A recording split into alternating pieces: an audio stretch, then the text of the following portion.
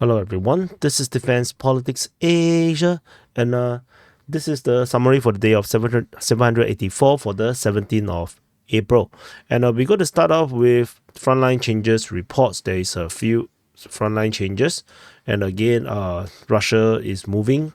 The first one is over at Ivanivska, over in the Kupyansk Front. According to the Deep State UA, the pro-Ukrainian mapping, Russian forces have taken the entire tree line just off Ivanivka. They have came closer, and this comes after the last reports of fighting in this area here. But the last one was on the 25th of March. It's, I think, somewhere else. So this change was not reported until the past 24 hours. So that's all for this Ivanivka. Small change, but it's going to threaten Ivanivka itself directly. So the next frontline change is over at Bilohorivka, over at the Siversk Front. So this Siversk city, Bilohorivka over here, in the southeastern part of Bilohorivka, there is a geolocation of Russian forces at this position on the western part of this industrial area. So Russian forces have taken more grounds, and they are closing up around this chalk quarry. So another advance for the Russians in this area here.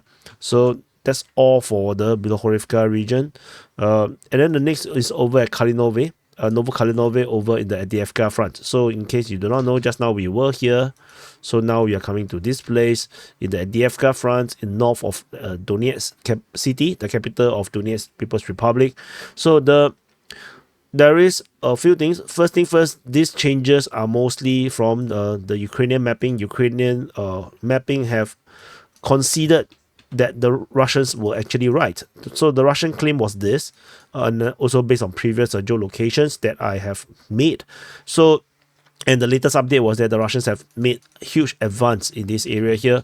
So this area here is now all Russian. The Russian forces have taken the southeastern part of Novokalynove, and this also includes geolocation of Russian forces in this area here. Ukrainian mapping was like this, so there is this geolocation that expands it a little bit more.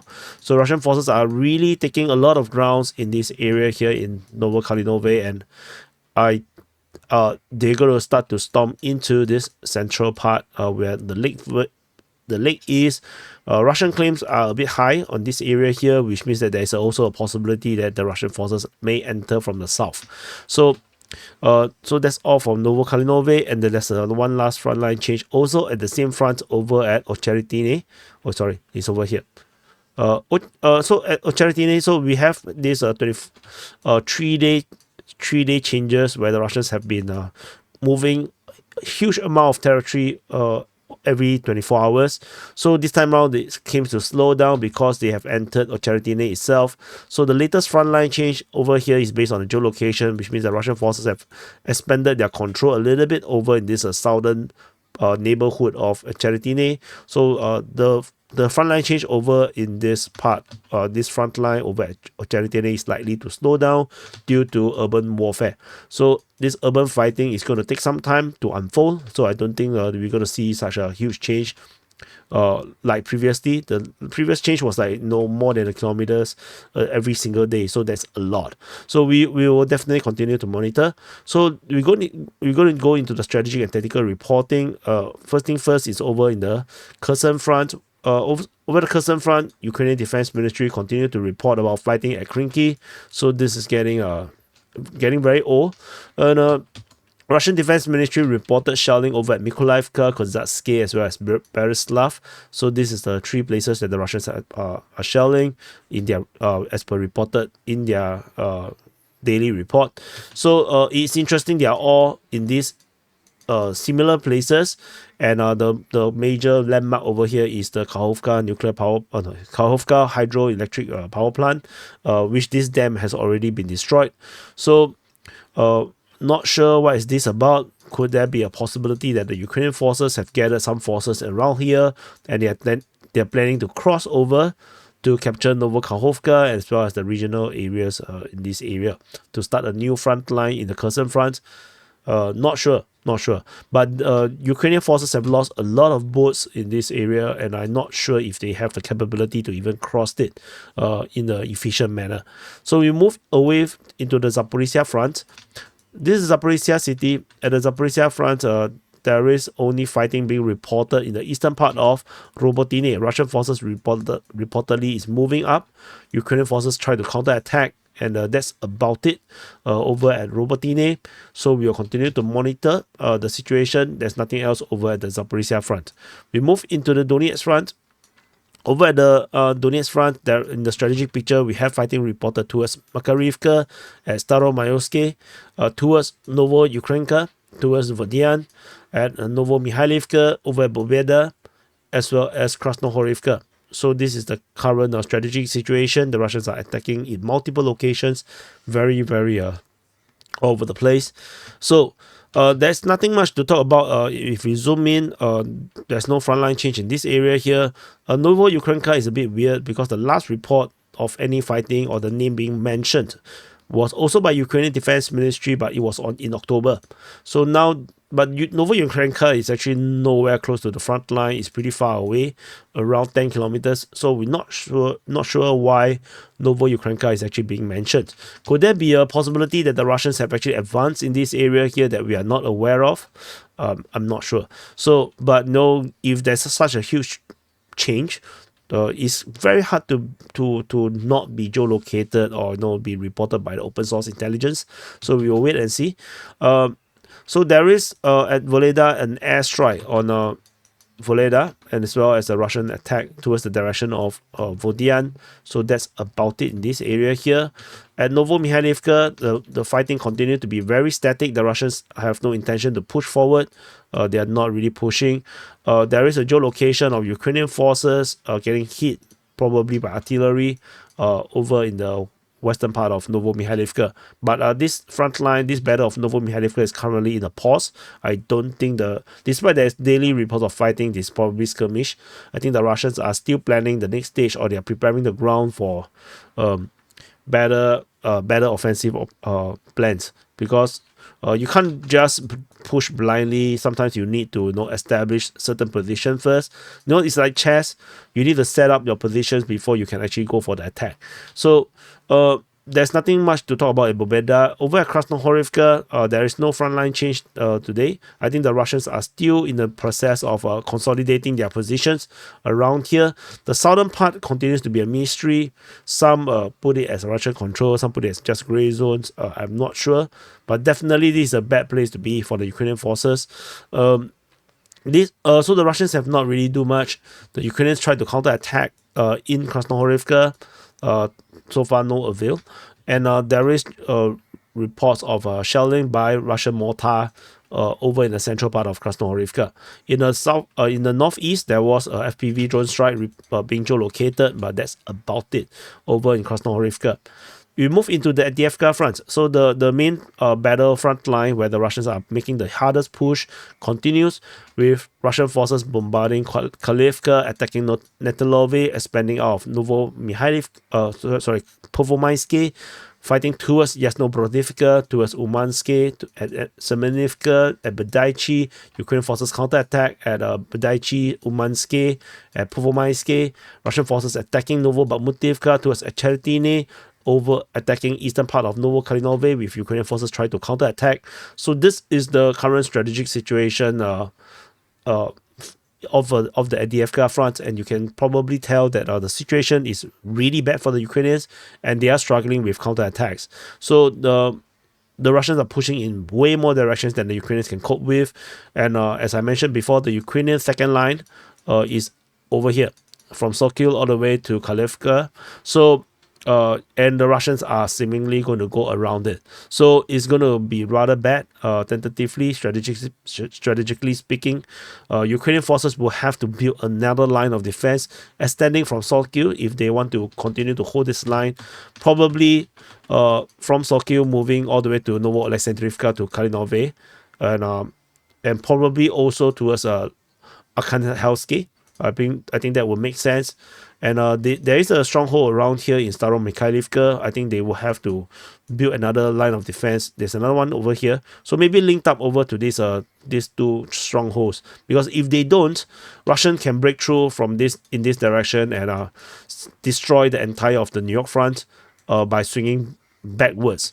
And what is another worst part, other than I mentioned before, at the attack towards Pokrov, the another direction they can attack is actually towards Konstantinivka, and this will actually leads into a massive big arrow pincer in this way, and that will actually be quite disastrous for the Ukrainians. So, and you can see there's this rather big gap. There is not a lot of heavy defenses left, so the Russians can actually penetrate around all these strongholds. And yeah, I'm not sure how the Ukrainians may be able to hold the lines without digging more trenches. And I'm really not too sure about the number of trenches around here, because I don't monitor that. I know some of the mappings they do it, but I don't, at least not yet. So that's all for this analysis.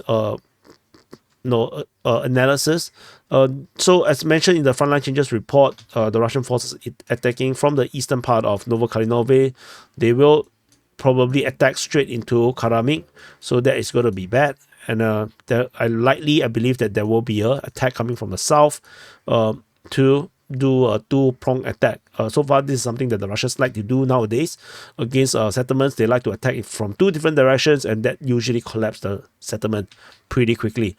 So the situation at Ocheretyne, as I mentioned, the Russians have established a foothold, and they will expand out. It will take some time. It's not going to be fast. Fighting towards Novokalynove, nothing was mentioned about this. So we go south, and Ukrainian forces are still on the counter over at Berdyansk. Russian forces are holding the line. They are also trying to push. Fighting in Semenivka was reported. Ukrainian forces are holding a good position. So far, the Russians have not been able to break through Semenivka just yet. I think partly probably because of the choke points, because there is only this two area here where the Russians can pour troops in, and or to redraw.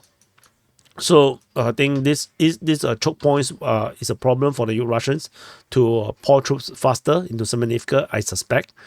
And there's no other news regarding this area here. This biting down from Performaiske, there's no updates regarding this. So we shall continue to wait and see how this progresses. And we move on from the Avdiivka Front. We move into the New-York Front. At the New-York Front, there are some actions being reported here. Russian forces attacking towards New York. Ukrainian forces counterattack at Pivdeny. So that's about it. There's nothing else over at the New York Front.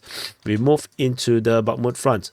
So in the southern flank of the Bakhmut Front, Russian forces attacking at Klishchiivka, Andriivka, as well as Kudyumivka. The usual, there's nothing special about this. We move to the northern flank.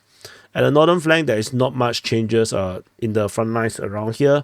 Russian forces attacking in the area of Bogdanivka, at Nove, as well as towards Chasivya. So this is still the same.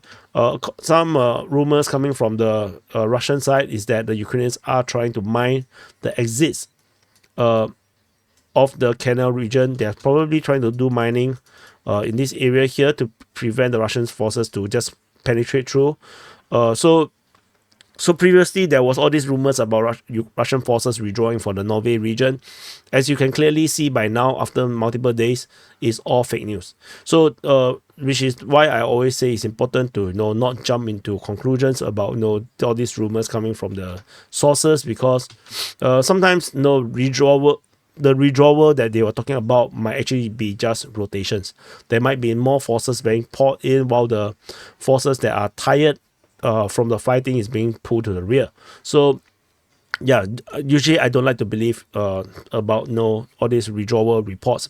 I would just talk about it, but yeah, don't believe in it.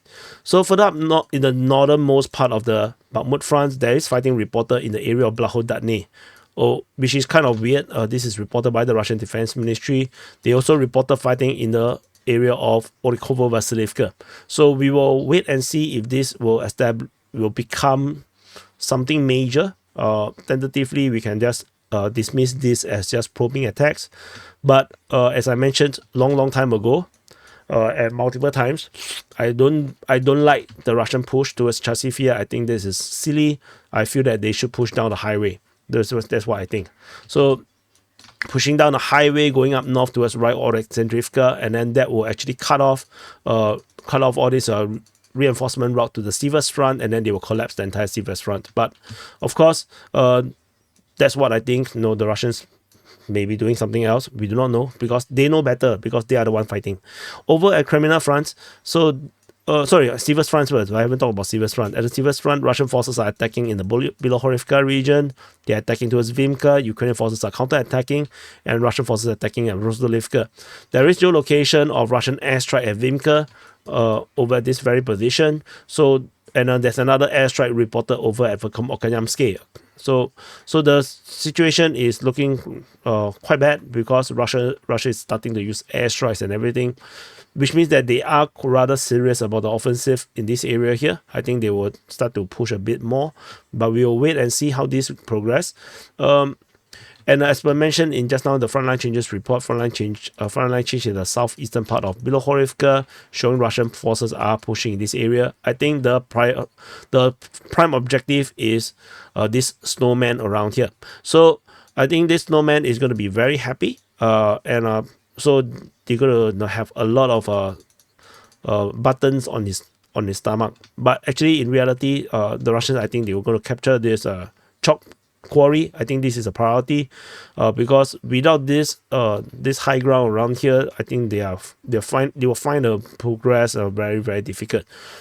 Alternatively, they can just go straight down and just ignore all these forces around here and just attack straight to Serebrenka. But of course, what do I know?